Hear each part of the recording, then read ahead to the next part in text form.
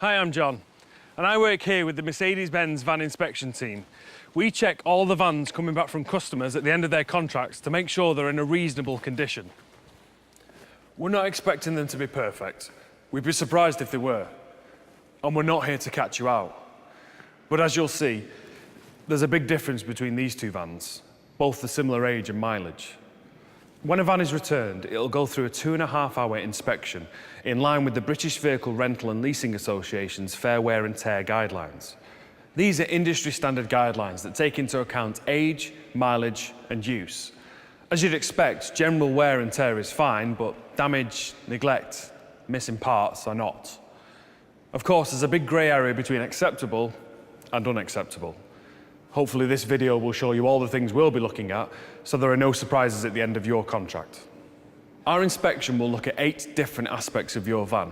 These are exterior paintwork, body, bumpers and trim, working zones, the driver cab and passenger area, general appearance, road safety, documentation and keys, windows, glass, door mirrors and lamps, tyres and wheels, mechanical condition and external specialist equipment if your van has it. Let's start by having a look at exterior paintwork, body, bumpers and trim. Chips of 8mm or less are fine, but no more than 4 on side and rear panels, 6 on door edges and 8 on forward-facing panels. Dents of 15mm or less are fine, but not on the roof or swage line and no more than 2 per panel. Scratches of 25mm or less are fine, but no more than 4 on any panel. Now, let's move on to the work areas. These are the areas we expect to see the most signs of use. A builder's van will be more worn than a taxi driver's, and we completely understand that. Your van needs to be able to do the job it was intended for, so we assess the condition of this area on a case-by-case basis. Small chips, dents and scratches are expected, but we don't want to see any distortion of any panels. A little rust is okay too, providing it doesn't compromise the integrity of any panels. Now, if we look inside this cab, we can see a few marks here and there, which are to be expected, but any rips, stains, burns or odours will incur an extra cost. We'd also expect all accessories like fire extinguishers and first aid kits to be as they were supplied to you. Moving on to general appearance and safety, we can see a few minor issues here, here and here, which are fine, but any rust or corrosion on the bodywork will need looking at.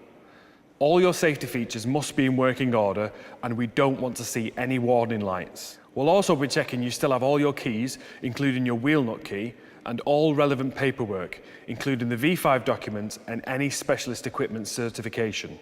Next, we take a look at windows, mirrors and lamps. Windscreens must be watertight, with no chips, cracks or holes. Chip repairs are fine if they're not in the driver's line of sight and the work has a warranty. Mirrors must not be damaged or cracked, with heating and controls in working order. Lamps must be as supplied and without cracks or holes. Wheels and tyres next. Firstly, they need to be legal. This includes the spare. Scuffs of up to 50mm of the total circumference are okay, but we don't want to see any dents or holes in the wheel, spokes or alloys. Now to look at the external specialist equipment. Your tow bar, which must be damage-free and all the electrics must work properly. Roof racks must be in a good condition and the roof must be damage-free. We'll also look at the mechanical condition of the van. We'll look at the brakes to check for groove discs or drums.